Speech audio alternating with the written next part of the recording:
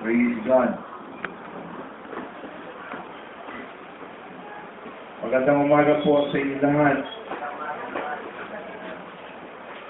Alad na alad kayo ngayon, ha? Okay.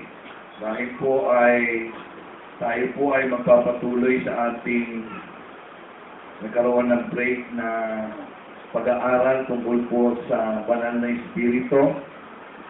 The last 2 Sundays po ay pinag-aralan po natin the Holy Spirit is a person.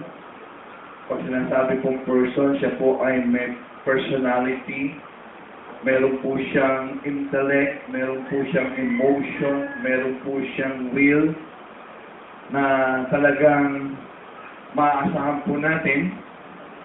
At alam po natin, sinabi nga po natin ang kahalagahan ng pag-aaral ng salita ng Panginoon patungkol sa Holy Spirit upang makita po natin yung kahalagahan po nito sa buhay ng bawat isang Kristiyano.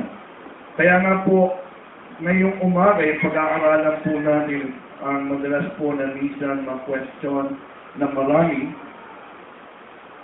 dating or not dating. Ang banal na Espiritu po ba, ito ay kabilang sa Godhead o ito ay sa Diyos o hindi Diyos? No? Pag-aaralan po natin sa maikling sandali, bagaman hindi po sasapat ang oras natin para ma-cover ang buong mga tuon po dito, ay hayaan yung pag-aaralan po natin sa umagang ito. Ano po ba yung evidence o proof na talagang ang Holy Spirit ay Diyos, no? Katulad ng Ama, ng Jesus, at siya rin po ay Diyos na matuturing sa kabilang sa Godhead, no? Ano po ba yung mga proof na po pwede natin mapanghawakan na nagpapatunay ng mga katotohanan ito? Una-una po, the Holy Spirit is eternal. No? Pag sinasabi po natin kasing eternal, alam po natin ito po ay ikinakabit lamang o sinasabi ito isang katangian ng ating Panginoon o ng ating Diyos. Tama po ba? Wala namang tao na masasabi po natin na nabuhay na panghabang buhay. Hindi po ba? Si Methuselah na isang pinakamatagal na tao na buhay sa kasaysayan ng mundo ay 900 plus lang ang tinagal. Pero ang sabi po ng Biblia, ang banal na Espiritu daw po ay isang eternal na ibig po sabihin, ito po ay walang simula at walang katapusan. Wala po siyang simula at ang Biblia po ay hindi po nagpapaliwanag o hindi ipinakikita o hindi sinasabi saan man ang galing ng Diyos. Pero makikita po natin sa Genesis, ang sabi lang po doon, in the beginning, God created. At hindi po tinangka ng Panginoon na ipaliwanag at ipaalam sa atin, sino nga ba siya nagmula? No? Pero naniniwala po tayo na isang Diyos ay eternal. Amen po ba? Na ang banal na Espiritu, dahil po siya ay kabilang sa Godhead, siya po ay eternal. Ang sabi po sa Hebrew chapter 9 verse 14, Hebrew chapter 9 verse 14, how much more than with the blood of Christ, who through the eternal Spirit offered himself unblemished to God, cleanse our conscience from acts that lead to death, so that we may serve the living God. Sabi ni Pablo, through that eternal Spirit. At kung makikita po natin, sa Genesis chapter 1 verse 2, ang Espiritu ng Panginoon ay kasama-sama nuhat pa noong likhain ang daigdig. And sabi po, now the earth was formless and the darkness was over the surface of the deep, and the Spirit of God was hovering over the waters. Ito po ay isang katotohanan na ang banal na Espiritu ay walang pinagmulan at walang katapusan, at ang Diyos ay walang katapusan at walang pinagmulan. Isang ebidensya na tunay na banal na Espiritu ay isang Diyos. Ang pangalawa po, the holiness of the Holy Spirit. Holiness of the Holy Spirit. Kaya nga holy, di po ba? At alam po natin pag sinasabi ng holy o banal, ito po ay patungkol, ang pinatutungkol, ang tinutukoy po ito ay walang iba, kundi ang Diyos. Amen? Wala naman pong tao na talagang banal, na ibig pong sabihin ay walang kasalanan, malinis, puro, dalisay, ay wala. Kaya masabi po ng Bible sa Romans chapter 3, verse 23, for all have sinned and fall short of the glory of God. Lahat po tayo. Nasabi nga po ni Haring David mula sa sinapupunan ng kanyang ina. Naroon na po yung kasalanan. Pero makikita po natin na sa salita ng ating Panginoon ay ipinakikita ng banal na Espiritu, sa title pa lang holy, ay talagang holy. Without sin, pure, dalisay. At ang sabi po doon sa Exodus, chapter 15, verses 11. Ang sabi po doon, who among the God is like you, Lord, who is like you, majestic in holiness, awesome in glory, working in wonders. No? Makikita po natin yung napakagandang nasabi ng Diyos ay banal. No? Talagang wala nagtutuloy. Kaya sabi po ni Isaiah, sa Isaiah chapter 6, verse 3, and they were calling to the one another, holy, holy, holy is the Lord Almighty, the whole earth is full of His glory. Ito po yung patungkol sa isang Diyos. Na sinasabi, banal, banal, banal ang Diyos. No? Ang sabi po ni Pablo, na sinulat niya sa Romans chapter 1, verse 4, and who through the Spirit of holiness was appointed the Son of God in power by resurrection from the dead, Jesus Christ, our Lord. Na tinutukoy po ni Apostol Pablo yung kabanalan ng banal na Espiritu ay talagang makikita po natin. Talagang tinatanggap, talaga pong ipinakikita at talagang ipinapahayag ng mga apostol ng banal na Espiritu ay banal. Doon pala tayo sa ng banal na Espiritu ay banal. At yung holiness na ito ay pinakikita ng mga lingkod ng ating Panginoon. Ang pangatlo po, the attributes of the Holy Spirit. Yung katangian ng banal na Espiritu ay katangian din ng Diyos. Wala po ito sa tao talaga. Ang ibig sabihin po, kung anong katangian talaga ng Diyos, ay hindi ang katangian ng banal na Espiritu. Ano po ba yung mga attributes sa katangian na ito na makikita sa banal na Espiritu at tanging makikita lamang sa isang Diyos?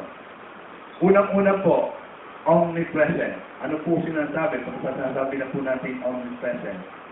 Na ang banal na Espiritu ay present sa iba't ibang dako at iba't ibang lugar. Hindi po siya natatalik ng lugar o ng space. No? Kaya nga po, siya po ay po pwedeng at the same time ay narito at pagkatapos nasa Amerika. Naniniwala po ba kayo doon? Naniniwala po ba kayo doon? No? Na ang banal na Espiritu ay present sa atin ngayon. Amen? At ito din ay present doon sa iglesia sa Amerika at sa iba't ibang dako ng mundo ito. At alam po natin, yung katangian ng presensya sa iba't ibang lugar ay ito po isang katangian ng Diyos. Amen? Kung hindi po tayo po pwede magawa natin noon, na at the same time narito tayo, ay hindi nga lang tayo po pwede nga nasa labas din, nasa loob tayo. Hindi po ba? Kaya nga po, tatandaan ko ang sinasabi ko sa batas, yung positive na identification, pagka inaalibay mo, ay wala ako dyan, nandun ako sa Cubao. Pero napasasabi, ito po ay mahina daw ebidensya. Kasi nga, ang tao daw, hindi po pwede na magsabay na presensya sa isang lugar. No? Kaya pag sabi mo, ay, ang kailangan po ito, may mga testigo ka pa talagang papaya. Pero, ang banal na Espiritu sa katangian ng Diyos na nasa isa't banda ko, ay naroon din po ang katangian ng Espiritu Santo. Buksan po natin sa Psalm chapter 139 verse 7 to 10. So Psalm 139 verse 7 to 10. And sabi sa English, if I rise on the wings of the dawn, if I settle on the far side of the sea, even there your hand will guide me, your right hand will hold me fast. Where I can go from your spirit? Where can I go from your spirit? Where can I flee from your presence? If I go up to the heaven, you are there. If I make my bed in the depth, you are there. No? Sabi yan, saan ako makapagtalago sa iyong espiritu? Saan ako po pwedeng tumakbo? Ang sabi yan, sa ilalim man, no, kung ako man ay pumanik sa langit, naroon ang iyong espiritu. Kung ako man ay pumunta sa kalaliman ng dagat, naroon ang iyong espiritu. No? Ibig ko sabihin, sabay-sabay, no? Isa sa pumunta, hindi siya abulit, naroon na yung presensya. Ang sabi ko sa 1 Corinthians chapter 3, verse 16, don't you know that your souls are God's temple, and that God's Spirit dwells in your midst? Ang sabi po doon sa 1 Corinthians chapter 6, verse 19. Do you know that your bodies are temples of the Holy Spirit, who is in you, whom you have received from God? You are not of your own. Napakaganda pong pagmulay-mulay. Sabi niya, hindi nyo ba alam na inyong katawan ay templo ng Espiritu, na narisyon na ito ay tinanggap nyo mula sa Diyos? Pag sinasabi po natin dito, pag nagbilangan po ng tao, ilan po kayang milyong Kristiyano sa buong daigdig? Ang sabi po ng talata, your bodies are the temple of the Holy Spirit. Kung dito lang po tayo, magbibilangan tayo. Sabi po doon, ang banal na Espiritu ay presensya kay Sister Jane, presensya kay Pastor Dante, presensya kay Pastor Olan, kay Sister Den, nando sa lugar. Magagawa mo po ba yan? Omnipresent. Lahat ay naroon po siya sa ibang lugar na sabay-sabay. Hindi po ba? Grabe, no? Ikapangyarihan ng Panginoon. Maaaring hindi natin kaya paliwanag, pero po yun yung katotohanan. Hindi po ibig sabihin na hindi natin kaya paliwanag ay hindi na po totoo. Amen po ba? Kasi kung kaya natin ipaliwanag ang lahat ng ito, hindi na tayo tao.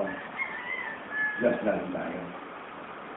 Yung deep knowledge of God, mamaya po madalaman po natin. Di po ba? Yung omnipresent.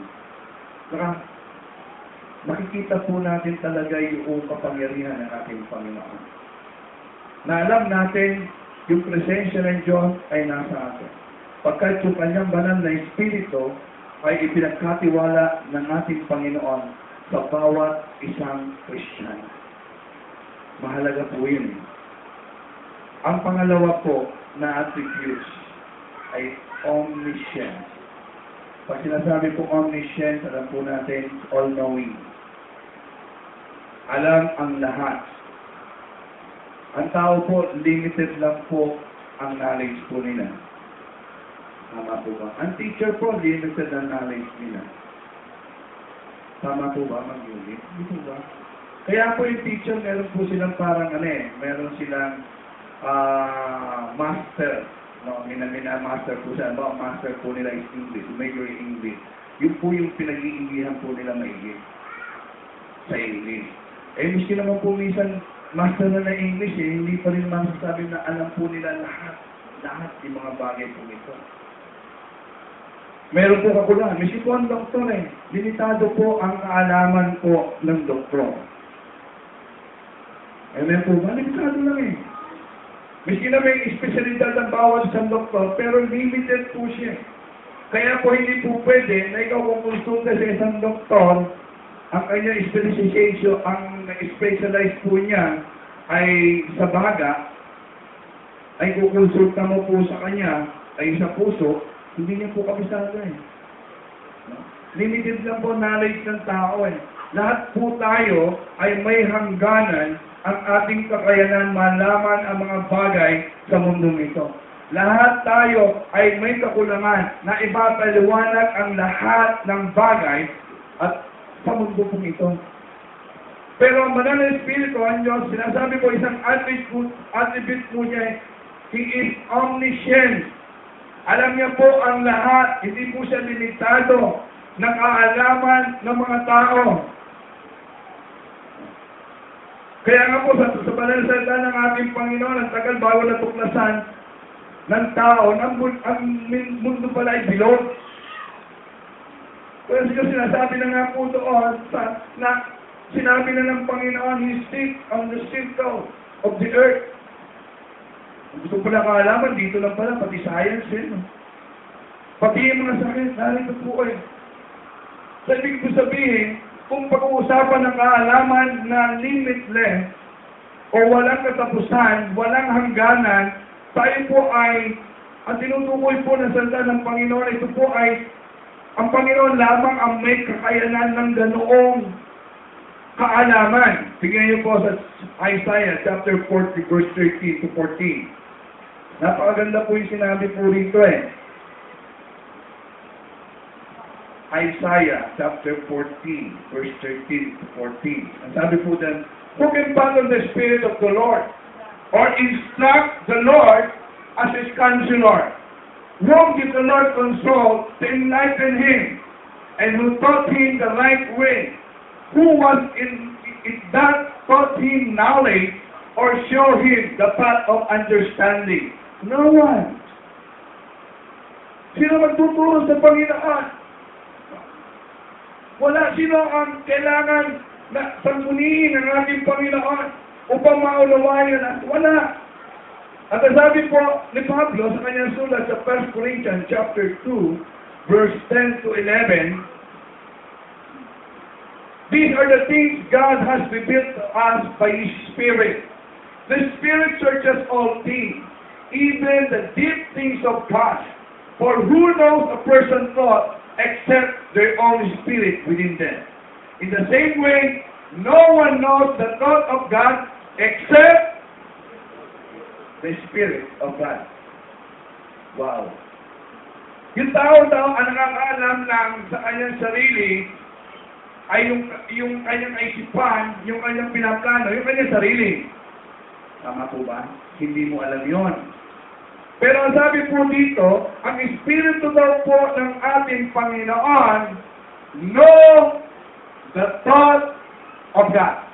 Know the deep thing of God.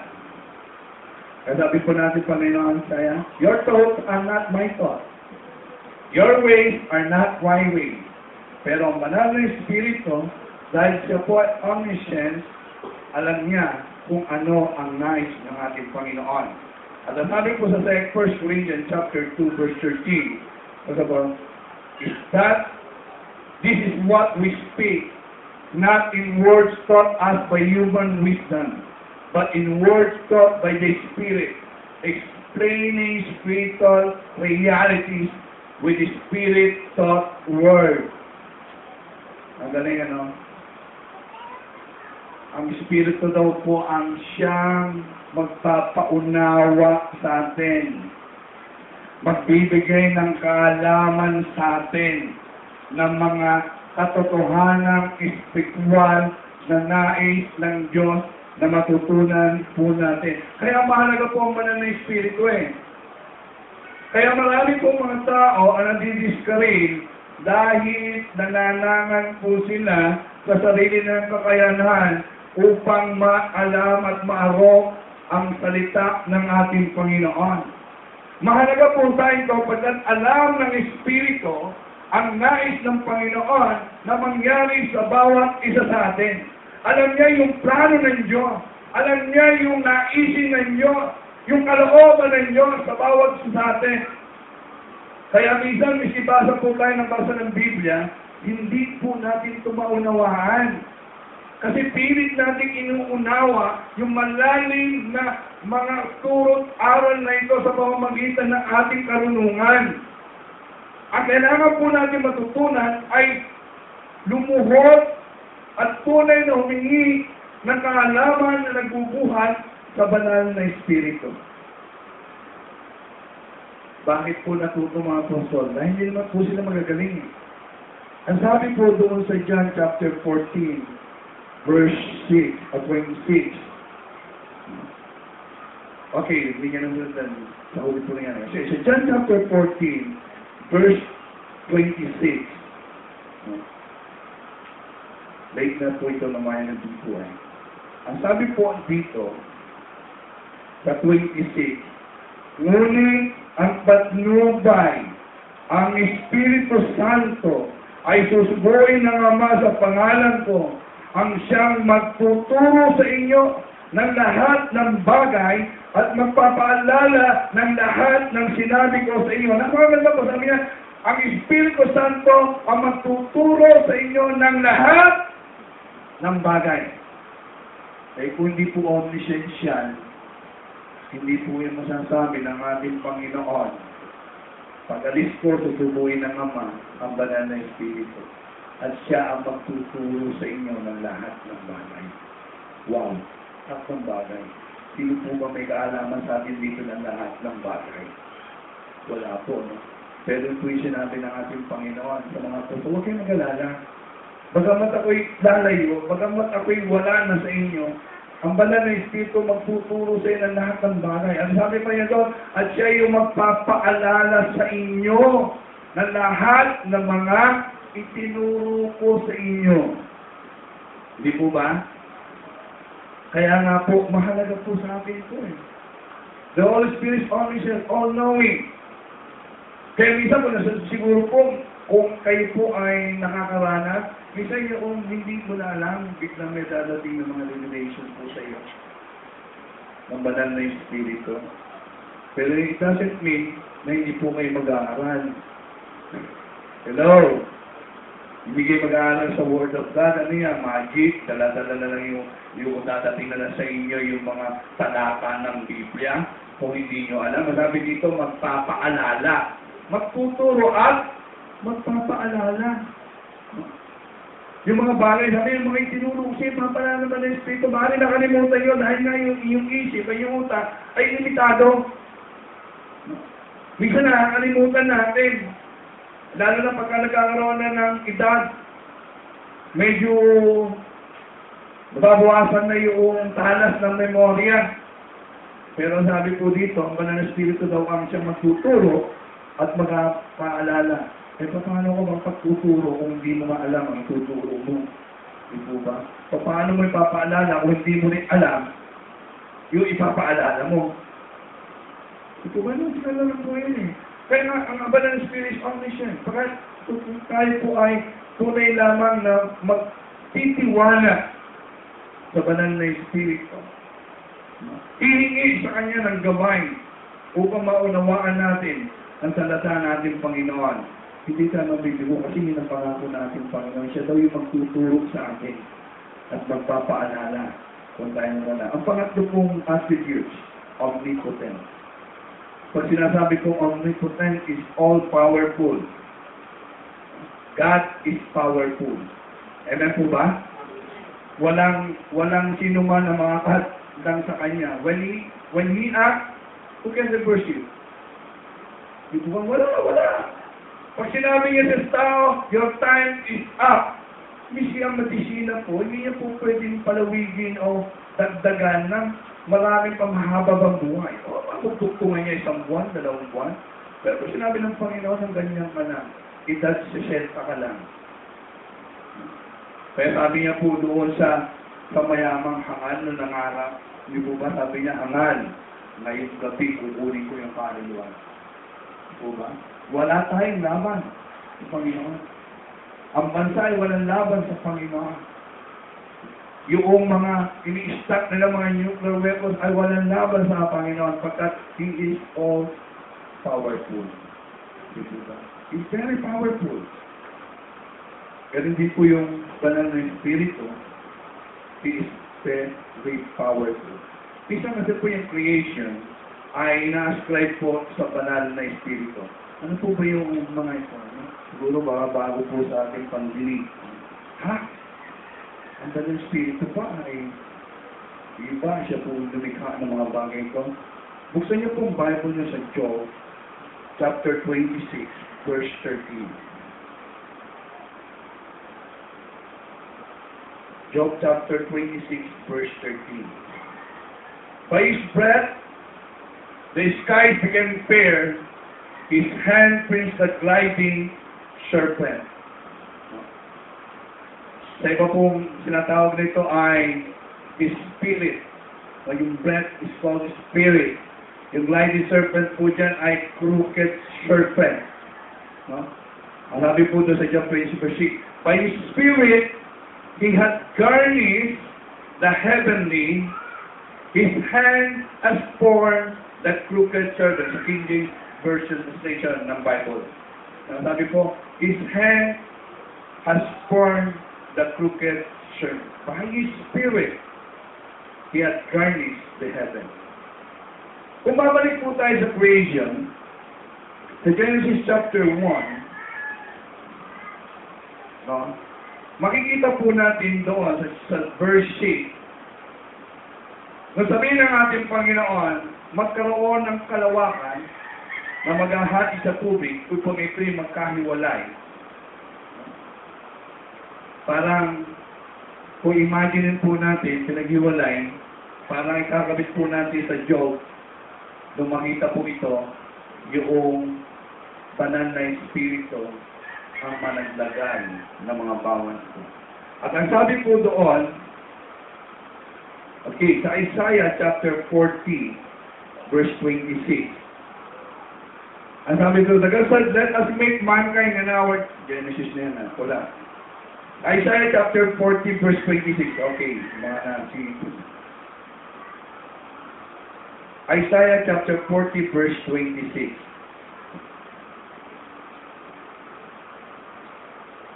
Okay, sabi po dito, tumingin kayo sa kalangitan. Sino ba ang lumikha ng mga bituin? Sino ba ang sa kanila'y nagpakilo? At sa isa't isang tinawag sa kanilang pangalan. Dahil sa kanyang kapangyarihan, isa may wala siyang nakaligtaan. At binalikan po natin yung Job chapter 26, verse 13. Ang sabi, by his spirit, he had garnished the heaven, his hand formed the crooked serpent. Para po siya naglagay ng mga detalye doon po sa pagkakalikha ng ating Panginoon sa ating daigdig. Ang pangalawa po, the Holy Spirit has hand in the creation and birth of man. Naniniwala po ba kayo doon? May banal na Espiritu kasama, nanlilikay kayo. Kaya nga yung omnipotent ay isang attribute na nasa kanya po. Tingnan niyo po sa Genesis chapter 1, verse 26. Sabi niya, the God said, let us make mankind in our image, in our likeness, so that they may rule over the fish in the sea, and the birds in the sky, over the livestock and all the wild animals, and over all the creatures that moves along the ground. May pastor, nasa ba banal na Espiritu dyan? Hindi ka makita na talagang makita mo yung banal na Espiritu, no? Pero pansinin po natin yung word us.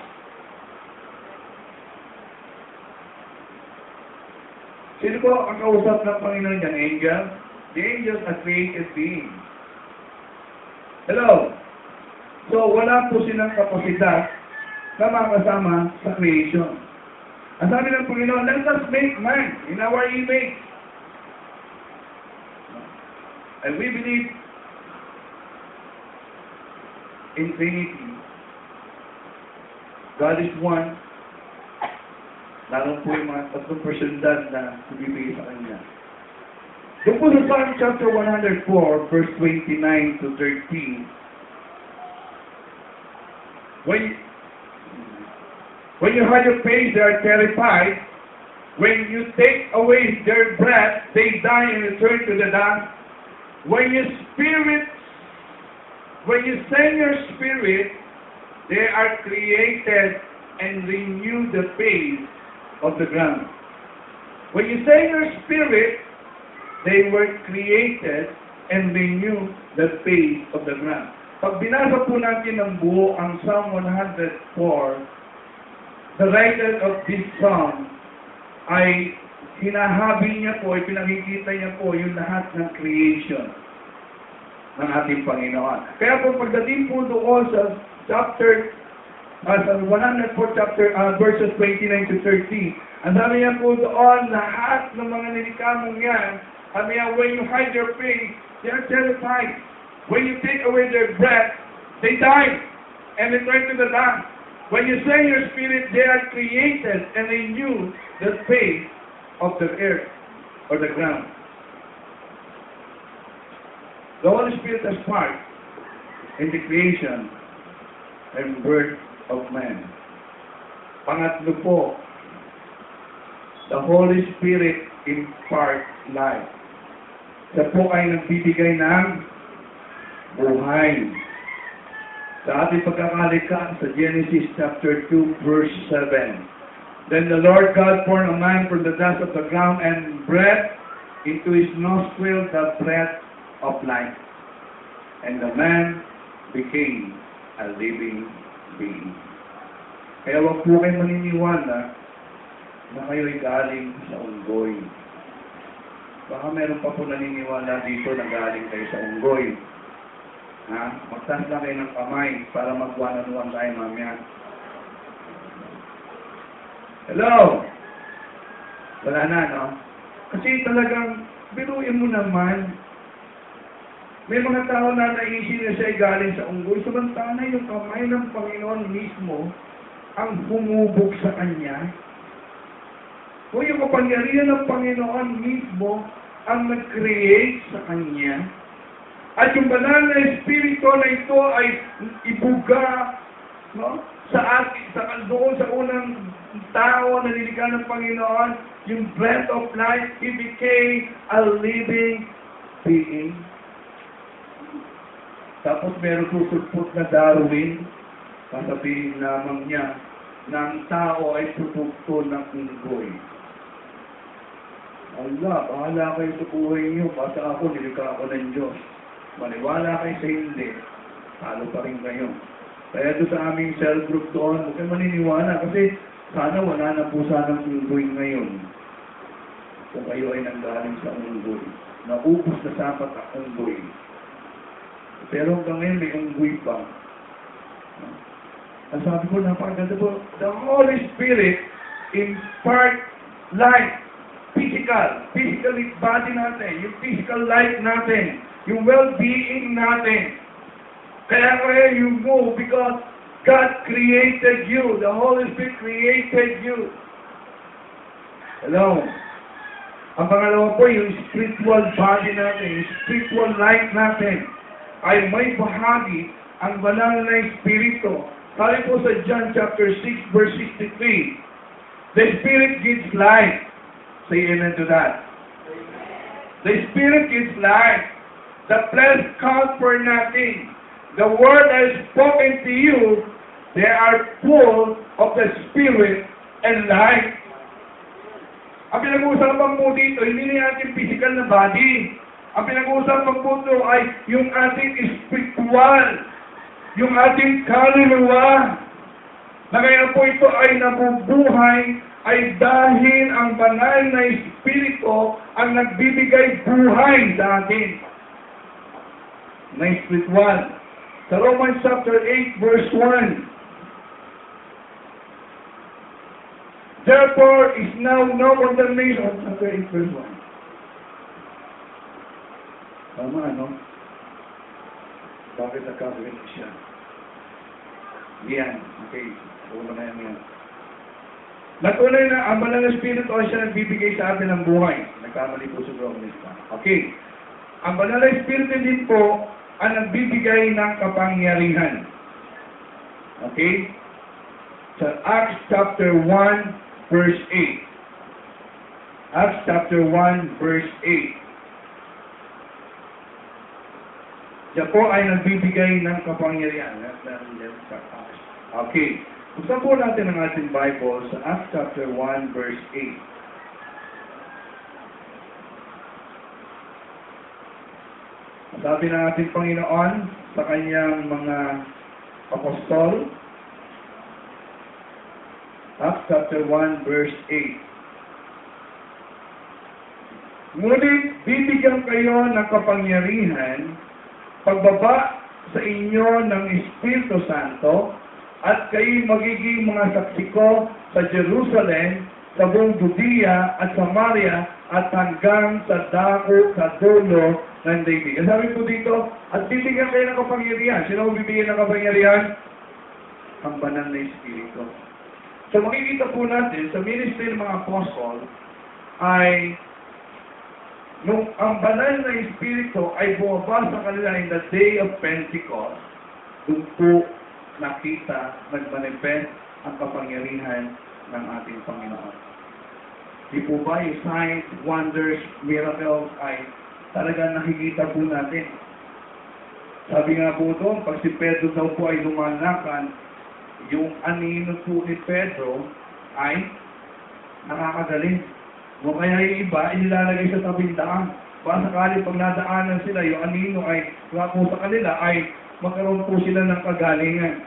At sa ministry po ni Apostol Pablo, ay makikita po natin ito na yung talagang kapangyarihan. At sabi po sa Romans chapter 15, verse 18 to 19,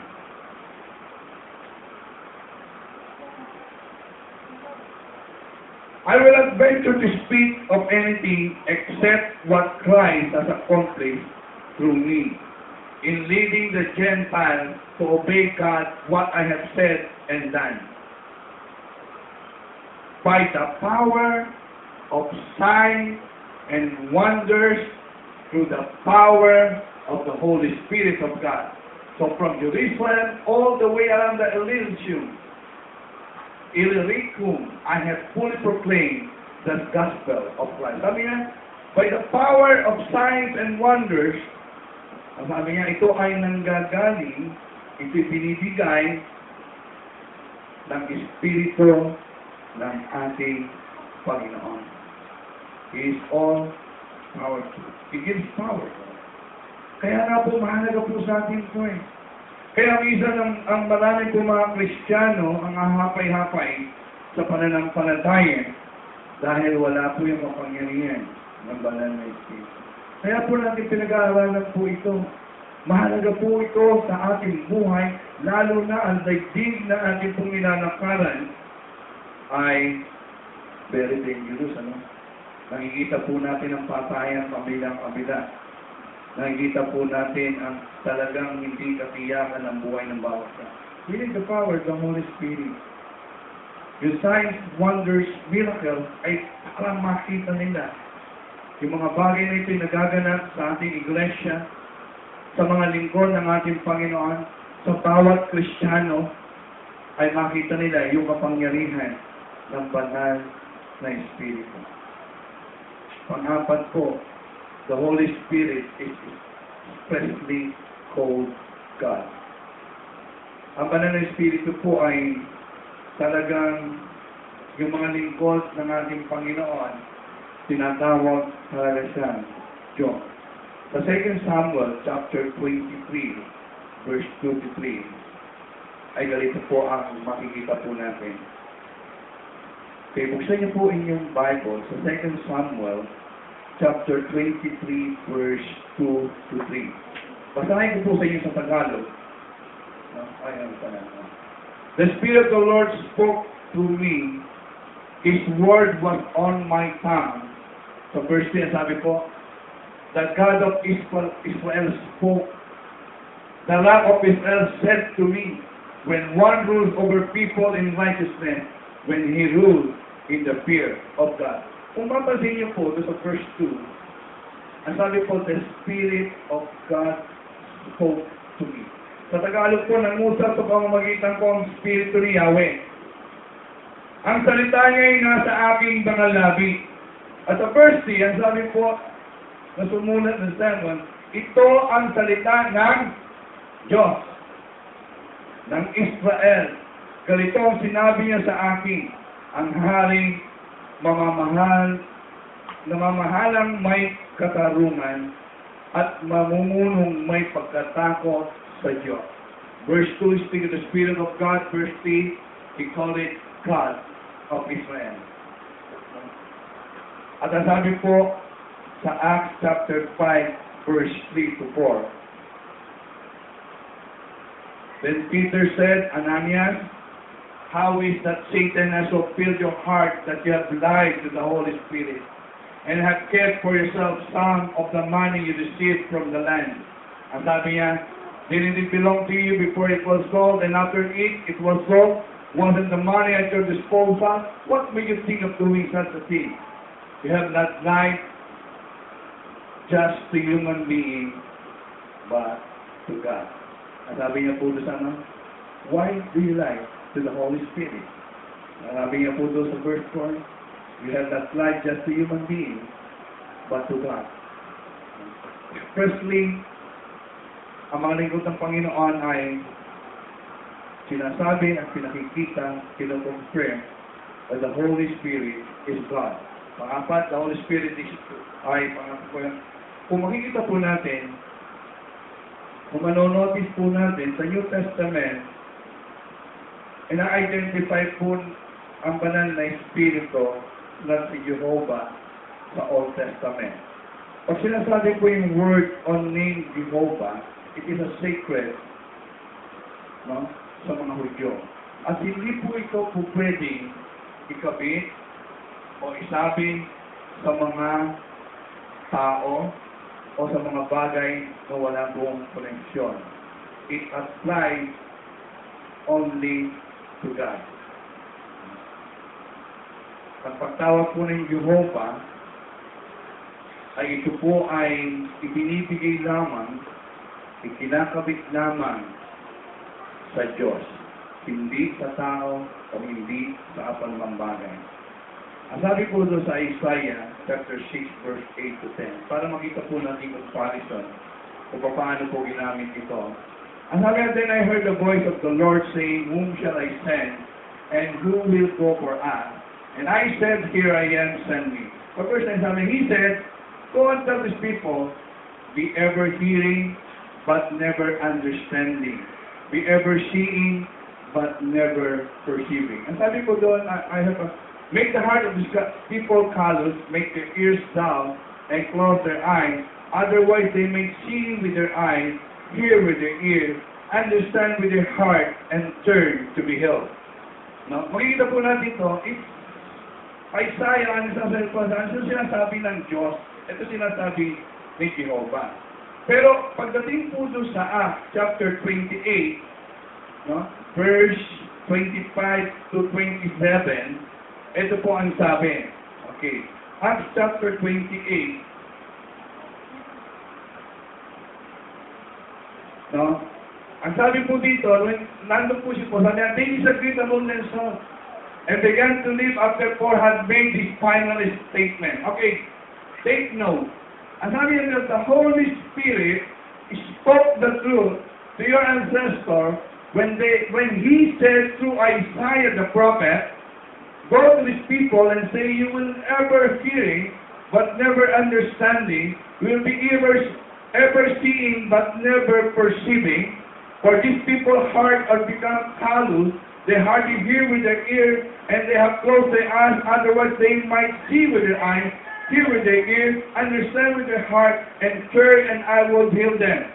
Kinukot po ni Pablo yung sinabi ni Isaiah. Kung titignan po natin, balikan natin sa Isaiah. Titignan po natin sa Isaiah, ang sabi niya po dito ay, ang sabi niya po dito, I heard the voice of the Lord. Hello, church! Hello, I heard the voice of the Lord. But when Paul said it in Acts, ang sabi niya po dito, yung the word of voice of the Lord, ay ang ginamit niya po, hindi po yung Jehovah, kung hindi the Holy Spirit. Ang sabi niya, the Holy Spirit spoke the truth to your senses. At kinok niyo po yung sinabi na Isaiah when God spoke to him. Makikita niyo po yan. Yung Jehovah of the Old Testament, when the New Testament writer wrote, ang ginamit po ni Pablo is the Holy Spirit. It means the Holy Spirit, God, Jesus Christ, is one. And then, sa lahat po ng mga bagay. Nasabihin po ng ating Panginoon sa Matthew chapter 28, verse 20b. Tandaan ninyo, akong lagi kasama niyo hanggang sa katapusan ng mundo. Ang isa pong napakagandang bagay, bilang mga anak ng Diyos, we have the Holy Spirit in us. Kaya nga po sabi ko sa inyo, ito po yung napakahalaga na hindi po natin dapat mapanagpan. Ito po yung napakahalaga na maunawaan natin ano ba ang kalagahan ng banal na Espiritu ngayon sa ating kasalukuyang iglesia. Ano ba ang kalagahan ng banal na Espiritu sa ating pila mga anak ng Diyos? Next Sunday, pag-aaralan po natin ano po ba yung mga gawain ng banal na Espiritu, the Old Testament and the New Testament at ngayon. Upang maunawaan po natin gaano kahalaga sa ating mga buhay yung banal na Espiritu. And when we understand it fully, going to pray na kung paano binuhos ng Panginoon ang kanya ng banal na Espiritu on the day of Pentecost, sana po ay maranasan po natin. Kaya ang sabi ko po sa inyo, ngayon pa lang, individually, kauhawan niyo ang banal na Espiritu. Ask God na ibuhos sa atin ang banal na Espiritu. Pagkatasabi nga po ng ating Panginoon sa Acts chapter 1 verse 8, pag bumaba ang banal na Espiritu, ay bababa ang kapangyarihan ng ating Panginoon. Nais niyo po bang makita ito sa atin? Alam niyo po yung mga testimony na naririnig po natin, ano pa lang po yan, papigil pa lang po yan. Yung mga gumagaling po sa panalangin na may mga cancer na araw, mga tinatayin mo, ay papigil pa lang po ng Panginoon yan. Mararanasan po natin yung full force of power of the Holy Spirit when God will pour out His Spirit upon this.